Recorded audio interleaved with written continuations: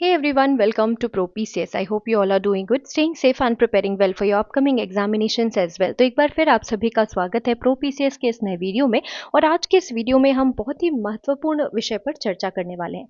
तो जैसा कि आप सभी जानते हैं कि एमपीपीएससी 2024 का जो सेकेंड फेज का एग्जामिनेशन था उसका रिटर्न जो रिजल्ट है उसको अनाउंस कर दिया गया। उसका जो फेज 1 या लेवल 1 का जो टेस्ट रिजल्ट है उसको अनाउंस कर दिया गया था।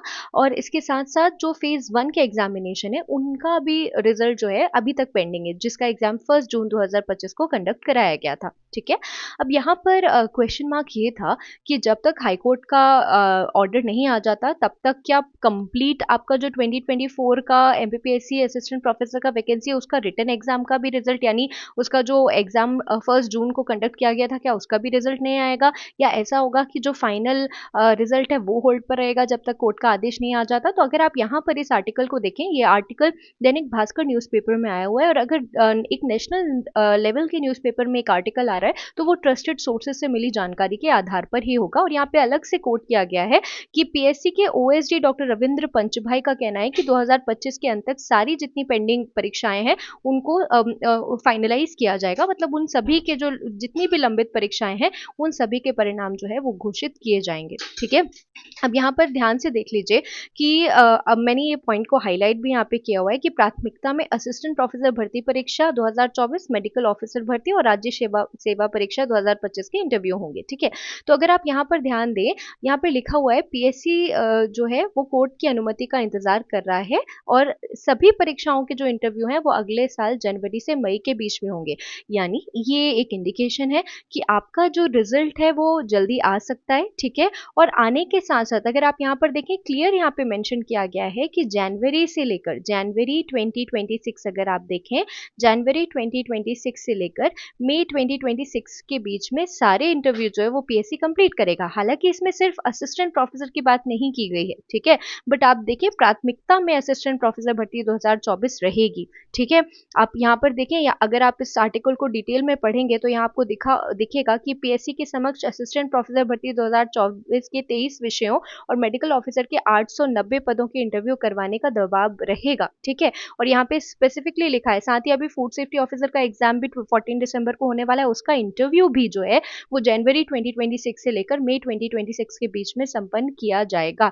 तो यदि आपका एनालिसिस ये कहता है कि आपका जो एग्जाम था, रिटन एग्जाम था, जो कि आपने 1 जून को दिया हुआ होगा, तो अगर आपको ऐसा लगता है कि आपका जो परफॉर्मेंस है उसमें बहुत अच्छा है, आपने एक सेल्फ एनालिसिस डेफिनेटली किया होगा एग्जाम दे के आने के बाद, तो यदि आपको लगता है कि आपका जो रिटन रिजल्ट है उसमें आपका रोल नंबर आने वाला है और आपको इंटरव्यू के लिए कॉल आएगा ही, अगर आप श्योर हैं, और अगर आपको थोड़ा सा भी अंदेशा है कि आप श्योर हैं, तो आप इंटरव्यू की तैयारी शुरू कर दीजिए, क्योंकि जनवरी से मई के बीच में कभी भी आपका इंटरव्यू हो सकता है। इसके साथ साथ जल्द ही आपको जनवरी में नेक्स्ट जो असिस्टेंट प्रोफेसर एग्जामिनेशन है उसका भी नोटिफिकेशन देखने मिल सकता है, वो भी संभावित है। ठीक है। हालांकि इस पर अभी कोई ऑफिशियल स्टेटमेंट नहीं आया है, लेकिन अगर आप यहाँ पर देखें तो आप देख सकते हैं कि जो ओएसडी है पीएससी के डॉक्टर रविंद्र पंचभाई, उन्होंने स्वयं कहा है कि 2025 के अंत तक सारी जो पेंडिंग परीक्षाएं हैं उनका रिजल्ट वो रिलीज कर देंगे। ठीक है। तो जनवरी से मई के बीच में आपका इंटरव्यू जो है जनवरी 2026 से मई 2026 के बीच में हो सकता है। तो यदि आपका परफॉर्मेंस रिटन टेस्ट में ऐसा था कि आपको लगता है आपको इंटरव्यू का कॉल आ सकता है, तो प्लीज अपने इंटरव्यू की तैयारियां अच्छे से करें। ठीक है। इसके अलावा यदि आपको ऐसा लगता है कि आपको इंटरव्यू का कॉल नहीं आएगा, तो देखिए मैं इससे पहले वीडियो में भी और लगभग हर एक अपने वीडियो में कहती हूँ कि अपॉर्चुनिटीज की कमी कहीं पर भी नहीं है। आप देखेंगे यूपी में भी परमानेंट असिस्टेंट प्रोफेसर की वैकेंसीज है, राजस्थान में भी 20 सितंबर ऑनवर्ड्स जो पहली वैकेंसीज थी उनको कैंसिल करके नई वैकेंसीज रिलीज कर दी गई हैं। 19 अक्टूबर तक वहां पर भी आप अप्लाई कर सकते हैं। झारखंड में भी और छत्तीसगढ़ में भी परमानेंट पोस्ट जो है असिस्टेंट प्रोफेसर की वैकेंसी आने वाली है। और जैसे कि मैं आपको कह रही हूँ कि बहुत हाई चांसेस है कि जनवरी फरवरी में आपको असिस्टेंट प्रोफेसर एग्जाम 2025 का नोटिफिकेशन भी देखने मिले। ठीक है। तो कई बार होता यह है कि हम अपने सब्जेक्ट की तैयारी तो काफी अच्छे से कर लेते हैं, लेकिन हम जो जीएस का पेपर होता है उसकी तैयारी करने में कहीं पर थोड़ी सी गलती हमसे हो जाती है या थोड़ी सी चूक हो जाती है।